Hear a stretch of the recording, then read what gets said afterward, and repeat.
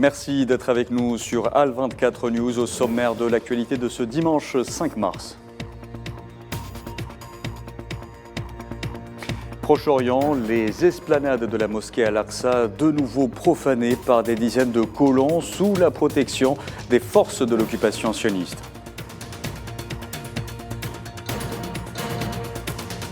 Dans le dossier du Maroc Gate, le Parlement européen va se constituer partie civile, selon les dernières informations dévoilées par la presse belge. Ouverture en Chine du 14e comité national de la conférence consultative politique du peuple chinois, une session devant déterminer les grandes lignes de la politique chinoise pour cette année. Et puis Téhéran et l'AIEA parviennent à trouver un terrain d'entente au sujet de la résolution de leurs différends concernant le nucléaire iranien.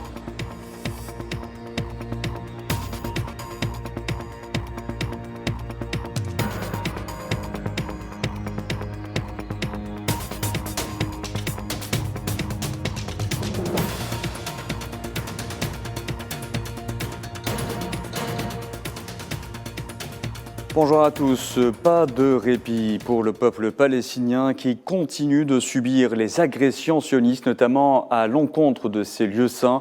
Des dizaines de colons ont à nouveau profané ce dimanche les esplanades de la mosquée Al-Aqsa sous la protection des forces de l'occupation sioniste. Les colons ont effectué des actes de provocation dans les cours de la mosquée sainte.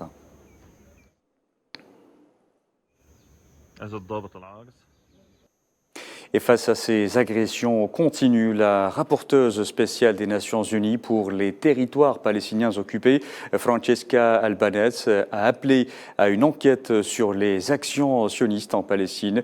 Dans une interview accordée à la BBC britannique, elle a estimé que cela était nécessaire pour tenir l'entité sioniste pour responsable et mettre fin à son impunité, des déclarations intervenues après la condamnation des agressions sionistes par 6 pays européens où ils ont notamment appelé l'entité sioniste à mettre fin à l'expansion de ses colonies.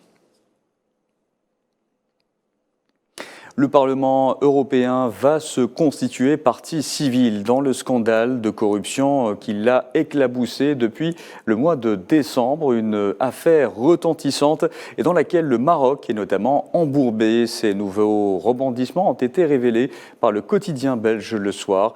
Neila Hamouda y revient. Nouveau rebondissement dans l'affaire Maroc Gate. Touché dans sa crédibilité, le Parlement européen va se constituer partie civile. Le processus est en cours. Le Parlement européen a d'ailleurs engagé des poursuites internes pour mettre la lumière sur cette scabreuse affaire de corruption à grande échelle. Aucune échéance n'a cependant été précisée pour ce dépôt de plainte, pas plus que le nom de l'avocat qui représentera le Parlement. La justice belge a décidé de prolonger de 2 mois la détention provisoire d'Eva Kaili, arrêtée et incarcérée depuis début décembre. L'ancienne vice-présidente du Parlement européen est mise en examen pour corruption et blanchiment d'argent dans le cadre d'une enquête sur le lobbying illicite qu'a exercé le Maroc afin d'influencer le processus décisionnel de l'Union européenne. Une affaire qui impliquerait également son collègue Marc Tarabella. Sa détention provisoire a elle aussi été prolongée d'1 mois. Andrea Cozzolino, assigné à résidence en Italie, fait face à un éventuel transfert vers la Belgique. Cette affaire de corruption a ébranlé l'organe européen de manière significative et est considérée comme la plus grande affaire de corruption à laquelle le Parlement européen ait été confronté depuis sa création. Et afin de protéger la réputation de l'organe européen, les présidents des différents groupes politiques du Parlement ont adopté au début du mois de février une première série de mesures pour insuffler davantage de rigueur et de transparence dans les couloirs de l'institution. Tous les députés, mais aussi les assistants ainsi que les membres du personnel impliqué dans le travail législatif devront déclarer leur rencontre avec des représentants d'intérêt.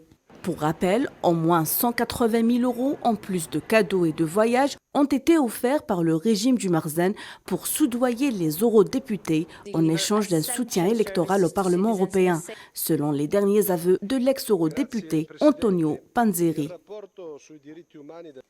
Dans l'actualité également, ces enlèvements au Mali. 2 employés du Comité international de la Croix-Rouge ont été kidnappés hier entre Gao et Kidal, selon la branche malienne de l'ONG sur Twitter. Depuis 2012, le Mali est en proie à une grave crise sécuritaire et les violences, notamment les enlèvements d'étrangers et de Maliens, sont fréquents. L'actualité en Afrique, marquée par cette tournée du président français, incluant plusieurs pays du continent. En République démocratique du Congo, Emmanuel Macron a été accueilli par de nombreux manifestants hostiles à la politique de Paris vis-à-vis de l'Afrique. Kherdin Batache. La politique française en Afrique pointée du doigt par les populations africaines et la tournée continentale du président Emmanuel Macron ne semble pas apaiser les esprits. Le désir de la jeunesse qui veut marquer un tournant dans son indépendance est un processus politique maturé par 60 ans de ce qui est communément appelé la France-Afrique. Le président français qui se targue à chaque fois de ne pas appartenir à la génération France-Afrique portée par la fougue de son jeune âge et la facilité de son verbe, s'est voulu avant son arrivée à l'Élysée l'architecte d'une nouvelle coopération et amitié afro-française, se heurte très vite à la réalité des intérêts de Paris en Afrique. Et comme ses prédécesseurs, Macron fera du néolibéralisme et du néocolonialisme son fer de lance. De la beauté de son discours à Ouagadougou ou à Alger en 2017 ne restera que de simples promesses d'un discours qui peine à se concrétiser. La dernière tournée africaine de Macron, débutée le 1er mars dernier, n'a pas été accueillie favorablement par les populations africaines. L'Afrique veut en finir avec la présence militaire étrangère sur ses territoires et pourtant, le 27 février dernier, lors de son discours sur le futur des relations avec l'Afrique, Emmanuel Macron, là aussi, n'a écouté que d'une oreille distraite les revendications africaines et s'est attelé à défendre de nouveaux partenariats militaires.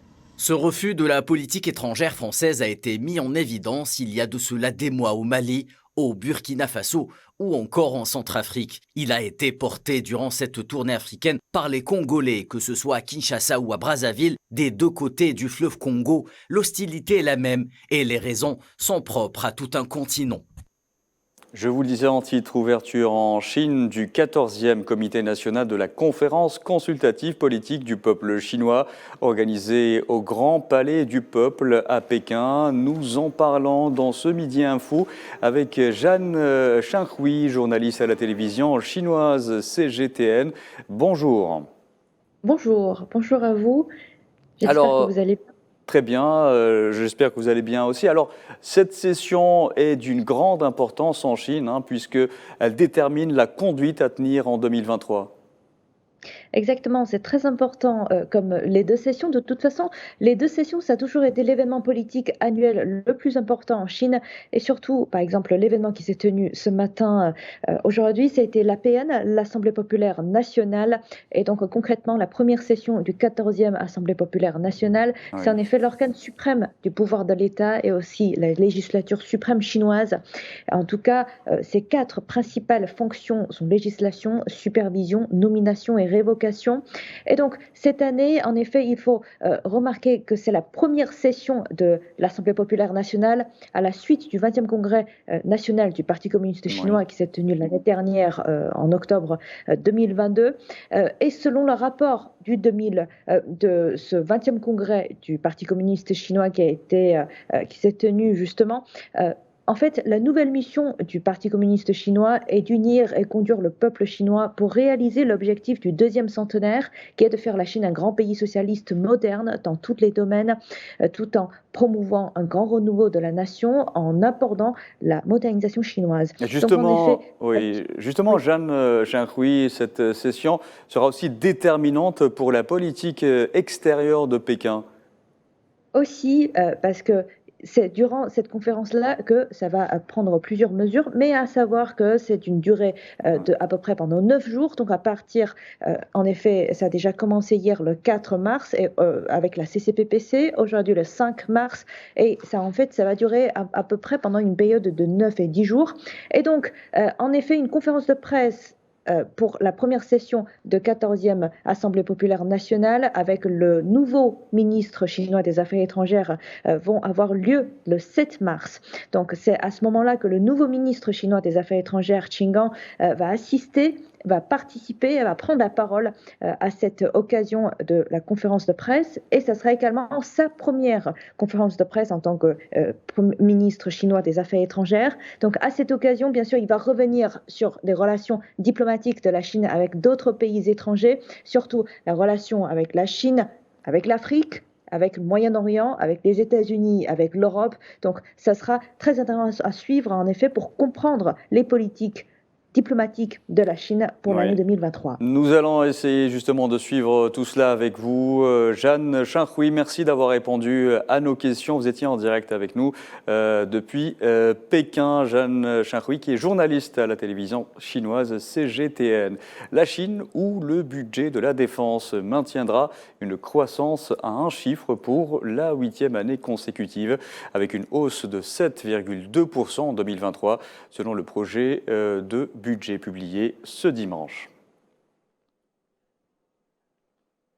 Je vous en parlais en titre, le directeur général de l'Agence internationale de l'énergie atomique a qualifié d'importante sa visite à Téhéran et la rencontre avec les plus hautes autorités iraniennes. À leur tête, le président iranien Ebrahim Raïssi. Rafael Grossi a notamment annoncé qu'un accord clair avait été conclu sur la poursuite de la coopération bilatérale pour résoudre les problèmes de garantie restés en suspens.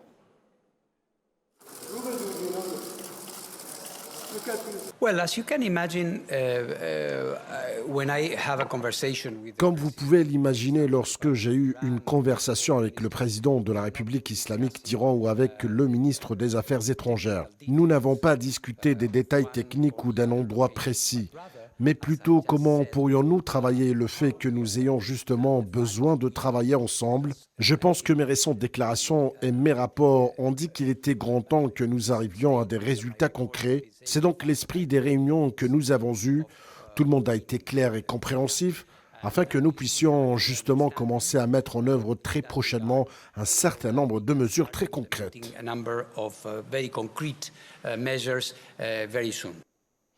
Dans l'actualité également, le tremblement de terre de 7,7 et ses nombreuses répliques qui ont touché le nord de la Syrie ont provoqué des dégâts estimés à 5,1 milliards de dollars selon la Banque mondiale, qui a reconnu cependant que l'estimation peut être incomplète compte tenu du manque d'informations relatives à la situation sur place.